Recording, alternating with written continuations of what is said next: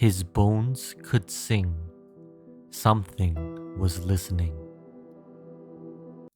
My mom used to call me her little gremlin. For whatever reason, I was really bad with electronics. I couldn't sit in the front seat of the car because the stereo would get this annoying interference. Back when we used an antenna to watch TV, I had to sit further back or we'd get these dots on the screen. Hell, the baby monitor would act up when I was still in the crib. It was harmless, but annoying. My parents weren't very technical, to say the least. It was my uncle who decided to go against the grain and teach me a thing or two about home appliances and electronics.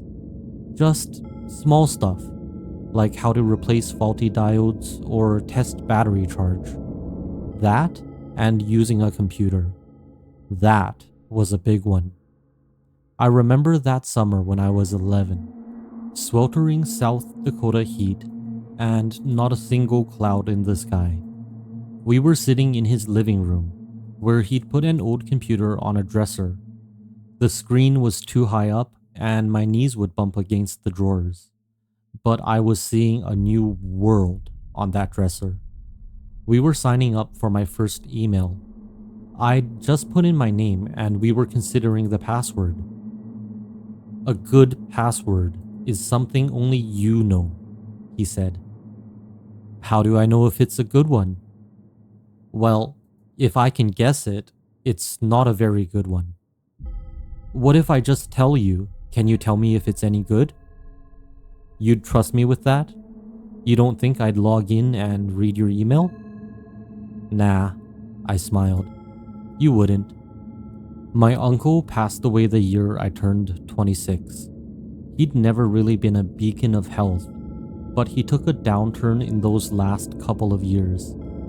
I checked in on him about once a week to help out with cleaning and grocery shopping, but I had tons of my own problems piling up. After a while, I asked if someone else could help. He didn't mind. He said it was fine and that he'd deal with it. 1 month later, he died of an embolism. Me telling him I wasn't gonna help anymore was the last time we spoke. After his funeral, we all decided to get checked out. My uncle was the second in my family to die of an embolism, along with my grandfather. It's one of those things that can be hereditary, and we wanted to get ahead of it. My dad and 2 brothers decided to get checked, just to make sure we'd minimize the chance of this happening again. It was a strange time in my life. I had a new job and was fresh out of a breakup, and for some reason, the thing that hit me hardest was my uncle. Having seen his health decline, I'd been preparing for his passing for years, but now that it actually happened, I was a mess. I went in for a couple of rounds of testing at the local university hospital. We know some people who work there and were able to get in touch with a great doctor. I'd go there after work, they'd take some tests, and I'd have to sit in the waiting room for a couple of hours. I had to redo a couple of tests because the equipment kept messing up. The second time I went in for testing, there was a med student sitting in the waiting room with me. She had curly brown hair tousled into a bun, and these thin eyes that looked a bit off through her big glasses. I'd seen her in that hallway before, often in the presence of other med students. "Excuse me," she said as I sat down. "You're here about the hereditary thrombophilia, yes? Isn't that supposed to be private?" "Sorry," she blurted out, holding up a hand as if to shield herself from the accusation. "Yes, of course, sorry. I just had a question if you wouldn't mind." "Sure, shoot." "They reported an equipment failure during your testing, but we couldn't find a problem with the machine. Would you mind if I checked something?" "What do you mean check something?" "One moment." She had a small device that fit in the palm of her hand. She showed it to me, pressed the button, and swayed it left to right, as if scanning me. The device kept throwing out static noise whenever it passed me, growing stronger the closer she got. "This is gonna sound strange," she said. "Do you have trouble with radios?" "Sometimes, yeah." "You ever get noise on phone calls even if you have 5 bars?" "Yeah, why?" "It's a long shot, but we'd love to do some further testing," she continued, looking at her gadget again. "If you'd like, we could do a quick check once you're done here. Free of charge, of course. It's something we're studying." "What exactly are you studying?" "I think Dr. Barlin could give you a better explanation," she smiled. "I'm Melody, by the way." I shook her hand, introduced myself, and got a small slip of paper with directions to one of their testing labs on the other end of the building. I watched her run off with her phone glued to her ear. She kept looking over her shoulder, talking excitedly. Once my tests were done, I was ready to go home, but that little slip of paper bothered me. It was an answer to a question I'd stopped asking myself years ago. I had to know. I followed the directions leading me out of the main building and to a secondary location. A small one-story add-on once used for blood donations. It was a nice enough place with a little stream running nearby. You could hear ducks quacking from the entrance. Melody was talking to a receptionist when I walked in. She hurried over, shook my hand, and led me by the shoulder deeper into the building. "I'm sorry," she said. "I'm just excited. If this is what I think it is, you don't understand. It's a huge deal." We walked past a couple of offices and 2 testing rooms. They had equipment like the rest of the hospital, but a few machines stood out as a bit different. A lot of radio and recording equipment, along with a soundproof recording room. They were working with acoustics. I walked into a small shared office space with 4 med students sitting at their computers. Most of them were proofreading a research paper while one was off in the corner playing a card game. Melody waved over a middle-aged woman across the room. She had flat black hair like she'd been licked by a cat. She had this very plain expression that never wavered. Melody introduced us. "This is Dr. Barlin," she said. "She'll take it from here." We shook hands. Barlin was thin to the point of malnourishment, and I was scared to accidentally crush her hand. "I imagine you have questions," said Dr. Barlin. "I'll do my best to answer them." I was asked to provide a blood, skin, and hair sample. They also checked me with a metal detector to make sure I wasn't wearing anything that interfered with their equipment. As we waited for the test results, I got a chance to sit down with Dr. Barlin in her private office. She was having her 4th cup of black coffee. "So, what exactly are you studying?" I asked. "It's called Osophonia congenita," she said, not taking her eyes off the computer. "Most of us call it singing bone disorder." "Singing bone? Like a deficiency?" "It's more of a peculiar cell construct, along with a particular combination of mineral subsets." "I don't like the sound of that." "Neither do the radios." She looked at me with that same neutral expression, then turned her attention back to the screen. Without cracking a smile, she finished her statement. "That was a joke." I got a short explanation about singing bone disorder. It'd been first recorded during the Second World War, but there was no official diagnosis. It is apparently very rare, to the point where most conventional doctors doubt its existence. There had been attempts to study it in the 70s, but most projects were either shut down or ran out of subjects to study. The disorder itself was harmless. "Your bones produce a sort of signal," she explained. "A mild radio-like transmission, hence the name of singing bone. Your bones make noise. How's that possible? That's one of the things we'd like to understand, and I hope you'll help us. Up until now, we've only had deceased subjects. The computer beeped as a final report came in from the blood lab. Dr. Barlin nodded and leaned back in her chair. She raised her half-empty coffee cup in my direction, as if proposing a toast. "It's confirmed," she said. "You're my first confirmed living subject with Ossophonia congenita."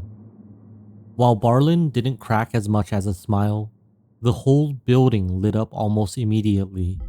Med students were poking their heads out to look at me, and I'm pretty sure I heard someone cheering from the break room. I was asked to sign in at the reception to get an ID card.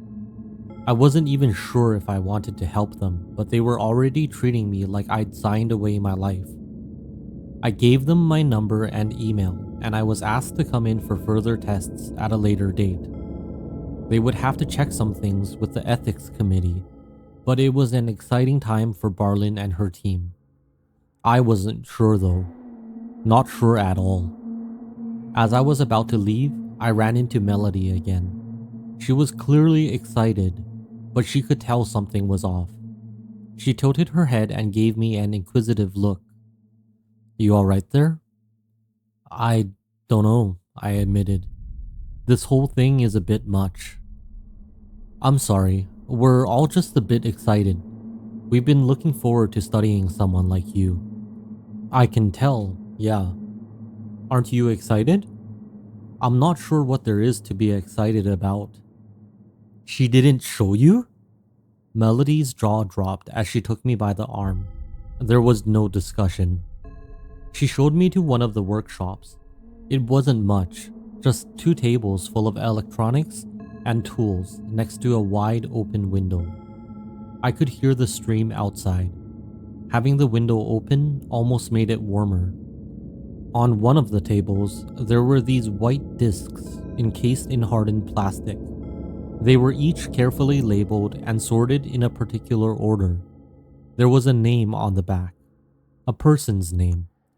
"This is from one of the other subjects," Melody explained. "It's samples from the spinal column. That's what causes the most interference." She showed me the palm-sized gadget she used on me in the waiting room, pointing to the buttons. "It's a small receiver and transmitter. We use it to test where the localized interference is strongest. That's how we found it's mostly centered around the spine. Here." She ran the gadget over the samples while holding a button, making the speakers crackle. Then she ran it over me again. Every time it passed my spine, the crackle intensified. "Neat, huh?" "So, what does it mean?" I asked. "Is it just noise?" "It's interference. It doesn't really say anything. Like TV static." "Weird." She raised an eyebrow at me. I tried to hold back a smile, but her narrow eyes made her look like a cartoon. I threw my hands up in surrender. "Sorry, I don't know how else to say it." "But you'll help us, right?" I looked down at the bone discs, the yellow tape with an ink-written name, date, and serial number. The thought that this could have been me made my skin itch. "Sure, I'll help." It took Barlin weeks to get the first official confirmation test off the ground with the ethics committee. I was called in 2 more times to provide more samples. At one point, they illustrated the interference in front of an audience of med students. I wasn't comfortable standing shirtless in front of a crowd, but it was a matter of medical science. These people were looking to understand. Most of the tests after that were audio-based. They wanted to see if I reacted to certain hertz frequencies and if it could be used to affect the transmission pattern. It was mostly just sitting in that soundproof room with a big pair of headphones. I didn't really have to do anything. It was all done through passive readings of something my body did by itself. I also got to hear my own transmission pattern a couple of times. Dr. Barlin seemed excited about it. "It's different from the signals we get from deceased subjects," she explained. "Their patterns are identical, but yours is different." She tapped me on the shoulder with a bony finger, like a singer tapping her microphone before a performance. Then she stopped. I could see the wheels turning in her head. "Maybe, if you can transmit, you can receive?" That sparked an idea, and about a week later, Barlin was excited to set up our first proper experiment. The ethics committee didn't have a problem with it. It was just a matter of playing sounds to me and recording my readings. Nothing we hadn't done before, but we had to change some of the equipment. Instead of putting me in a soundproof recording room, they rearranged one of the offices. They needed plenty of table space. They brought in 50 of their samples, lined them up, and connected each one to a machine. There were hundreds of cables, making the floor look like someone had spilled a plate of black spaghetti. By the time I got there, the med students had been working around the clock to set it up. It was just after 6 p.m. on a Friday, so most people had gone home for the weekend. I'd just got off work, but I'd been told it wouldn't take more than an hour. There were only a handful of people left, two of which were Barlin and Melody. They had to stay in the other room and look at the whole thing through a camera so as to not accidentally tamper with anything. I sat down in a comfortable chair as they placed electrodes around my spine, neck, and head. More cables running across the floor. Melody was bouncing with glee, discussing the details of the experiment with Dr. Barlin as they left the room and closed the doors. Minutes later, I could hear the doctor's voice through a speaker on the wall. "We'll be tuning the frequencies and increasing the volume gradually. If at any point you feel discomfort, press the red button on the controller to your right. Nod if you understand." I nodded. Engaging Phase 1. They started playing sounds through a sequence of speakers. It didn't really sound like anything, just a series of beeps and boops, like someone playing Pong. I sat there for about half a minute, waiting for something to happen. Dr. Barlin's voice came through again. Phase 2. Tuning playback frequency 0.05 negative. The sounds intensified. One of the beeps turned into a low droning noise that kept running in the background, while one of the beeps intensified into a rhythmic drum-like cadence. It felt strange to listen to, like it was matching the beat of my heart. Phase 3. Tuning playback frequency 0.08 negative. The sounds got louder and the variety of noises changed. Instead of just 2 types of sounds, I could hear 5, maybe 6. All different rhythms and sequences intermingling into a cohesive pattern. But the more I listened, the more I felt something. I don't know if it was the heat coming off the electronics or if it was me, but I was sweating profusely. The sound resonated in me, making me feel like a cup being slowly filled. Phase 4. Tuning playback frequency 0.11 negative. My eyes immediately started vibrating. I lost my focus as my tongue glued itself to the roof of my mouth. My left hand dug into the armrest, breaking the leather. It wasn't a voluntary action. It's like the room turned into a blur.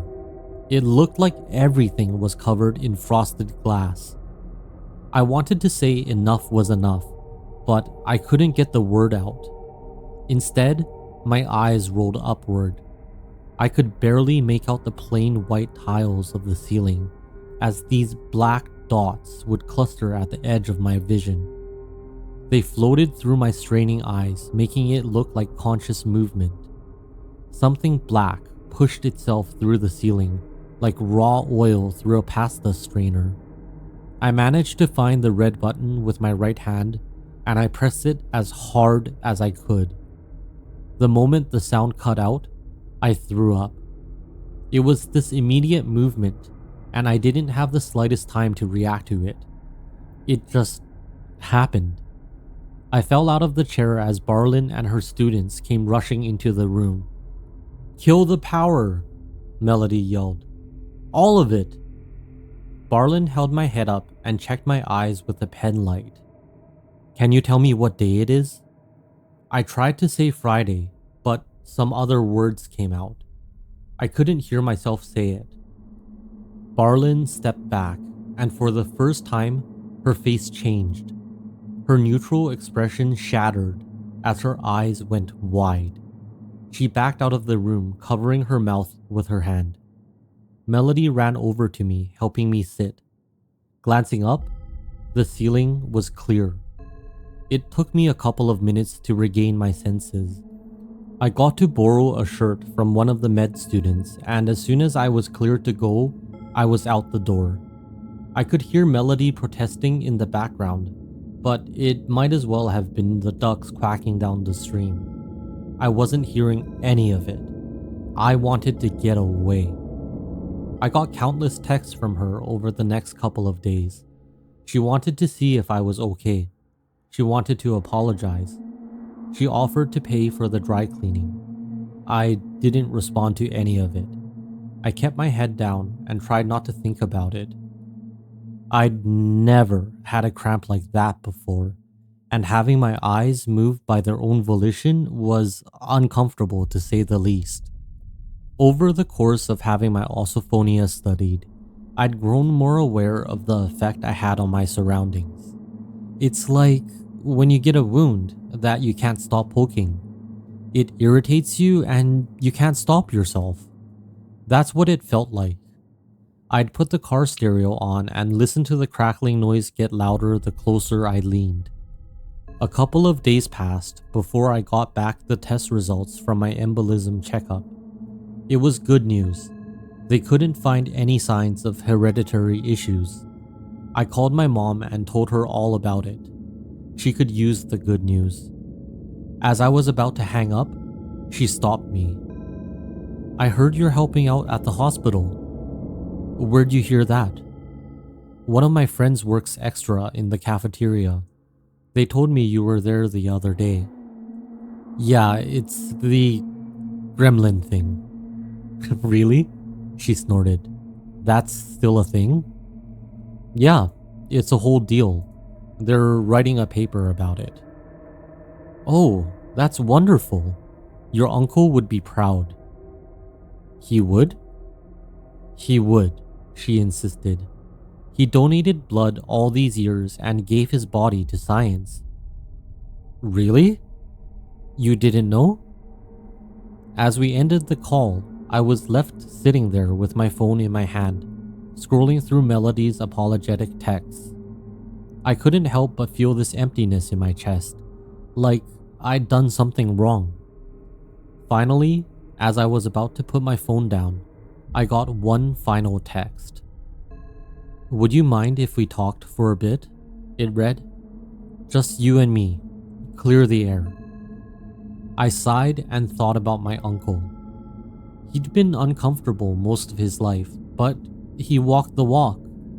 I rolled my eyes, bit my lip, and responded. I met Melody for a drink later that night. She'd initially recommended a student bar, but I suggested a place downtown. It was a work day, so there wouldn't be too many people. I got there around 8 p.m. and Melody was already there. Her expression broke my heart. It looked like she was on the verge of crying. "I'm so sorry," she said. "Please, have a seat." We ordered a snack plate as she exploded into an explanation. She told me about the impromptu tuning tech and the measuring equipment. Most of it went way over my head, but the main takeaway was that they'd been reckless in assuming there would be little to no reaction at all. They could never have expected me to be so violently affected. Dr. Barlin was beside herself, she continued. I'd never seen her like that. I was out of it, I admitted.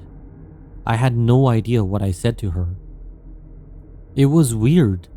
You kept saying sister, sister, like a song title or something. Then why'd she react like that? Like what? She looked scared, Melody. She considered the question, but shook her head. As we got our snack plate, she unashamedly dove into the cheese cubes. After having talked for about an hour, Melody leaned in and lowered her voice. You know why I got into medicine? She asked. I shook my head, sipping my drink. I was a camp counselor, she continued, and we had this kid, Steven. He had awful asthma, and we'd gotten a whole bunch of instructions on how to help him if things went bad. Pills, inhalers, all that stuff. She took a sip of her drink, inhaled another cheese cube, and took a deep breath. He had a bad attack one day. Real bad. So bad he couldn't use his inhaler. He was lying on the ground clawing at his throat, and his little face was just... Melody leaned back a little, wiping something from her eye as she crossed her arms. I didn't know what to do. He kept apologizing like this was an inconvenience to me, and, you know, I'd sat through a video on how to perform a tracheotomy, but I couldn't bring myself to try. In the end, one of the other counselors did it.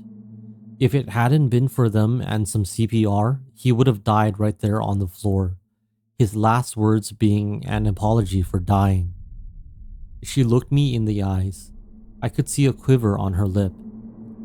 I live with that every day, and I've promised myself to do better. I don't have a lot of regrets, but that one thing is gonna haunt me. But he made it, I said. He's fine, right? She nodded and finished her drink. No thanks to me. I guess that talk worked. Melody convinced me to give them another shot. They would rework the experiment and try again with new and improved equipment. That was all fine and dandy, but what I really wanted was a chance to speak to Dr. Barlin. Something about her expression stuck with me. She'd been terrified. I was scheduled for a second experiment later that month. I went to their office a couple of times ahead of that, using my guest pass to walk straight through, but Barlin wasn't there. She was always off at a lecture or talking to the ethics committee, or just out and about. Seeing her behind her desk was, apparently, rare.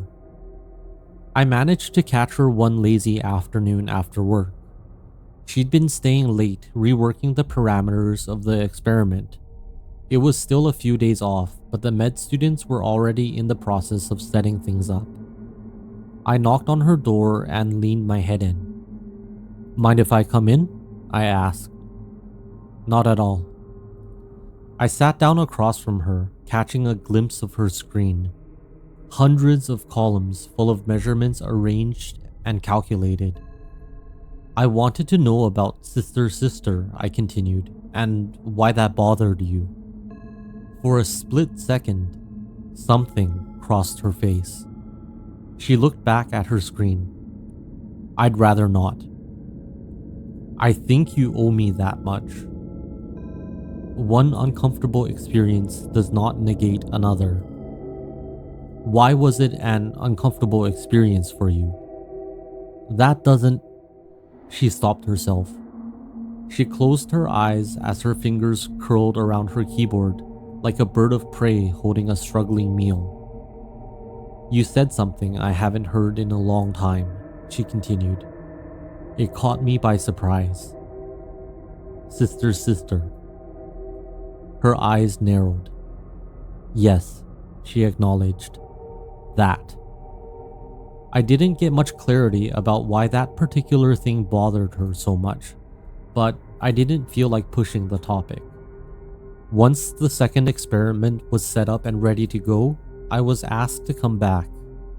I had to sign a release statement, but I could tell they were more careful this time. I had to switch to a hospital gown and I was scrubbed down with disinfectants along my shoulders and spine. There were more people this time, all of them watching carefully and taking notes along the way. Melody was trying her best to be supportive. She was telling me about the updated equipment, the safety precautions, and the improved audio. They'd upgraded from 50 bone samples to about 200, and they were all hooked up and ready to transmit. The tuning machines had been improved to be more gradual, allowing them to increase in the 10,000th of a percentile. It didn't say much in and of itself, but it was clear they were taking this seriously. It didn't exactly ease my nerves, but at least they wouldn't let me convulse to death. Melody least of all. I had electrodes attached to me again. It was probably close to 100, most of which were positioned along my spine. They'd made a hole in the back of a chair to make sure the cables could run unimpeded. There were red buttons on both armrests now and a sturdier headrest. As they all filtered out of the room one by one, Melody was the last to leave, giving me a thumbs up and a silently mouthed good luck. Once it was just me, I could feel my heart beat. Whatever happened last time was fresh on my mind. I glanced at the white ceiling tiles, making sure they were as square and plain as ever. Nothing seeping through the cracks. A voice came through the speaker. "Once you're ready, raise your left hand." I took a deep breath and raised my left hand. There was a beep, some kind of acknowledgement sound. Proceeding to initial playback, rolling on 3. There was a countdown as the machines powered up. I could feel the hair on my arms stand as static filled the air. 2 beeps began at a steady pace. One low, one high. Different rhythms. All signs green. Aperture check clearing in 5. Tuning frequency positive 0.002, rolling on 3. The beeping slowly changed as a third tune was introduced. The rhythm increased and steadied as one note turned into background noise. I closed my eyes, mumbling to myself for this to please be painless. As I did, something shifted. One of the notes changed. Yellow aperture check, clearing within parameters. Tuning frequency positive 0.04 and rising, rolling on 3. It was a much slower process this time, allowing me to adjust. Whenever the sound changed, I could feel something shift in me. I would get warmer, but the warmth would subside. We got to the point where I'd lost control of myself during the previous experiment, but this time I was barely feeling a tingle. I was asked to visually confirm that I was okay by raising my left hand. I did. The slow changes continued as more tunes joined in, up from 5 to 11 to 20. At some point, I lost count. It was less like a rhythm and more like a system. It felt responsive, like it was listening to me. Whenever I got too excited, some notes would change. When I closed my eyes, they would slow down. We were having a conversation, increasing and decreasing without the input of Barlin and her crew. Something in those bones was singing to me, and mine were singing back. Aperture check back in the green. Tuning frequency positive 0.18 and rising, rolling on 3. My eyes twitched a little. I felt something humming in the back of my head. As the notes rang, the vibrations revealed something to me. If you just listened to the raw noise, it was all a soup of impressions. But if you relaxed and leaned back, there was something else. It's like when you unfocus your eyes and let your vision turn to vague shapes and colors. I leaned into the headrest and let my mind travel where it may. My heart skipped a beat. I could feel a pounding in my chest, like I'd been hit with a hammer. I jerked forward, feeling an electrode popping loose. I couldn't unhear it. The noise behind the sounds. It was organic. Breathing. Living. The speaker was yelling something, but I couldn't understand it. My ears were tuned to the noise coming from the singing bones positioned along the walls. They weren't singing. They were speaking, telling a story, showing me something.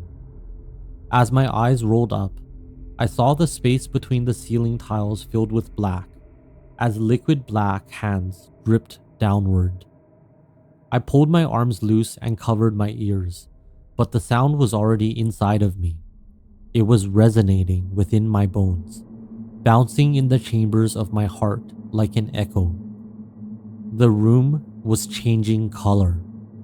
The eggshell walls looked winter green, and the sunflower sticker on the speaker turned a sickly blue. I got out of the chair, vaguely aware of the noises coming from outside. I was looking at my hands like they were lagging behind my thoughts, trying to catch up with impulses I'd had seconds ago. By the time they slammed the doors open, I didn't even see Melody and Barlin. I saw the hallway full of people standing behind them. People with empty eyes and toothless mouths. No nails or hair or noses. They rolled like bags of air, wearing skins, lurching this way and that, as if pushed by an invisible tide. The ceiling turned black. I was screaming at the top of my lungs, but I couldn't hear it. I just felt it. The burn in my throat felt distant as a syringe pierced my neck and my world collapsed on itself. When I opened my eyes, I was lying on a couch looking up. Something black was dripping from the ceiling, gently poking me awake as little drops touched my forehead. My eyes ached as I looked around, realizing they'd dragged me into the control room. I was alone. A voice spoke from the dark corner of the room. It was speaking from that muddled soundscape that still echoed in my body. It wasn't a real sound, but it was there, and it was unmistakable. The words were nonsensical, collections of consonants arranged at random, some of which I'd never heard before. But as I listened, they began to shift. What sounded like "gurk" registered in my mind like "hello." As I raised a hand toward the dark in response, it all clicked into place. It wasn't a person. It was wearing the anonymous remains of a person, like a kid wearing a ghost costume for Halloween, a loose sheet hiding a shape underneath. I could see the rolling mass behind its empty sockets as its pale face morphed and stretched. "You sing better than last time." The voice was feminine and high-pitched, but with a sudden downward turn at the end. "You closed your palace to spite our invitation." "I don't understand," I murmured. "I don't understand." "You don't know the words," it exclaimed. It bothers so." An arm stretched out of the dark with impossibly long fingers. Its joints bent and broke as I pushed my head back. Then its index finger touched my forehead. It burned like ice. "Where are the words?" it asked. "What are your sanctions?"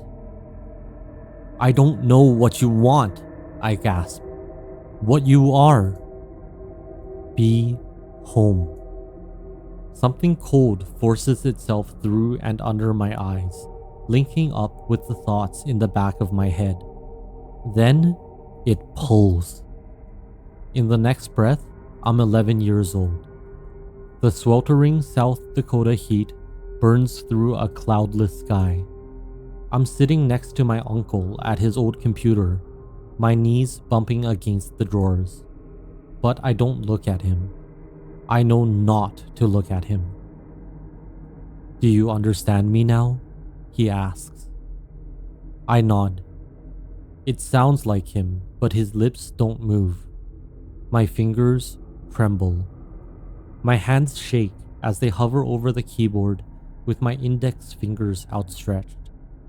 We're picking a password, but I know it's not real. Instead, I look straight ahead, catching a glimpse of him in the reflection of the screen. His face looks wrong, like someone wrapped a plastic bag over a pile of branches.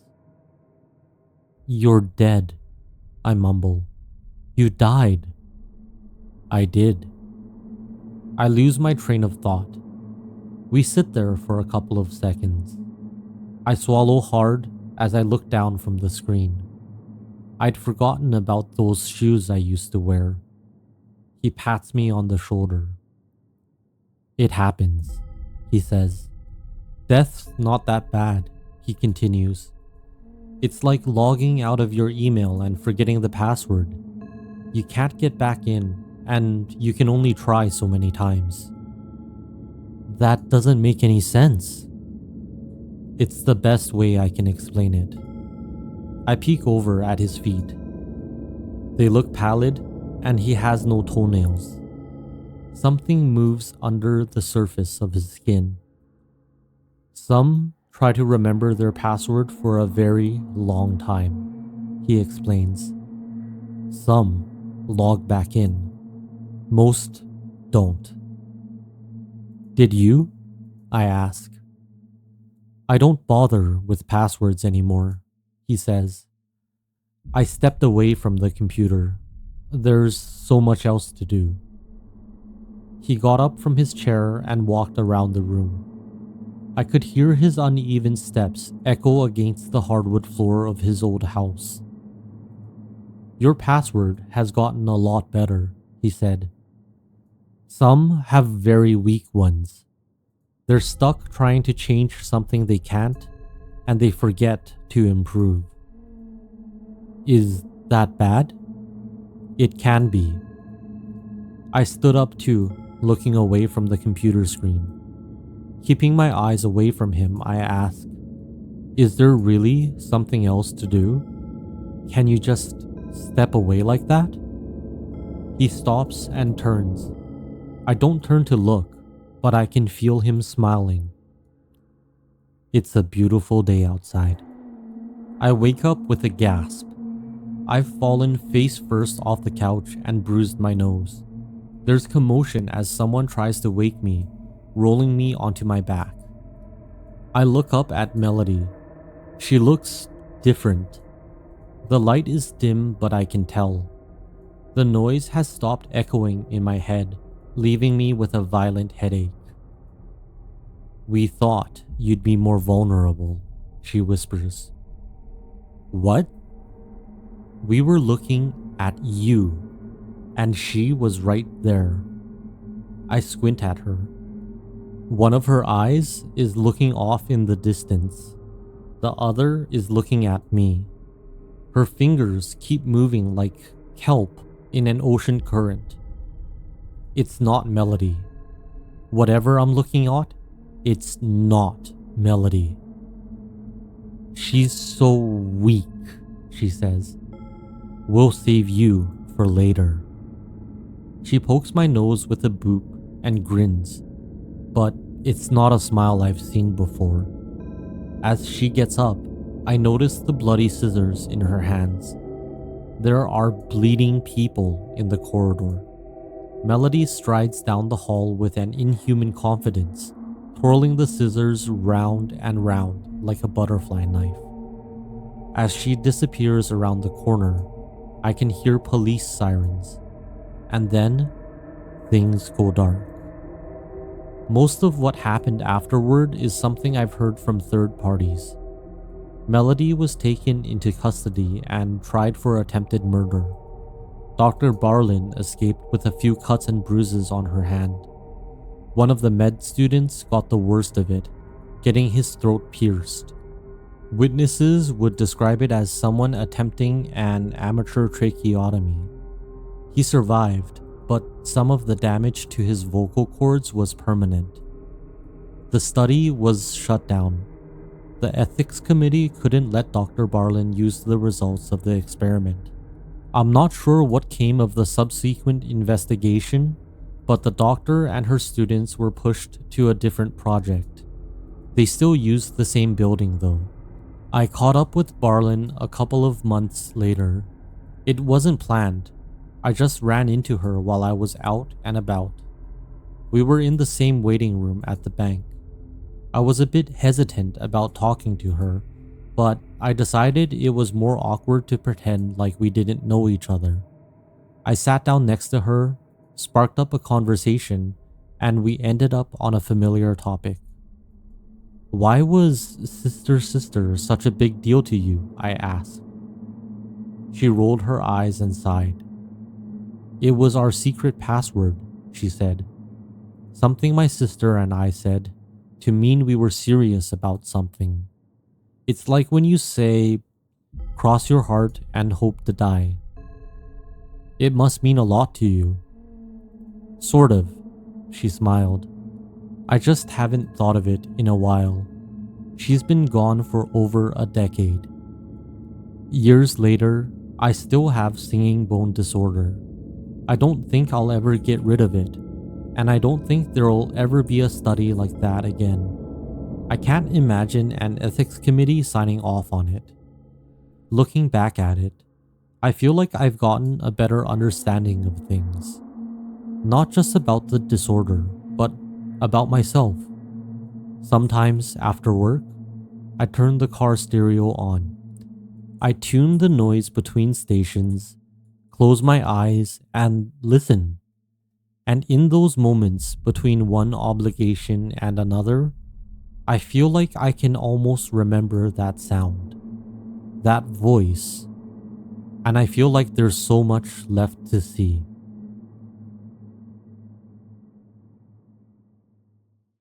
Some stories end when the words stop. Others don't end at all. If you enjoyed this story, there are many more waiting in the dark. Until next time.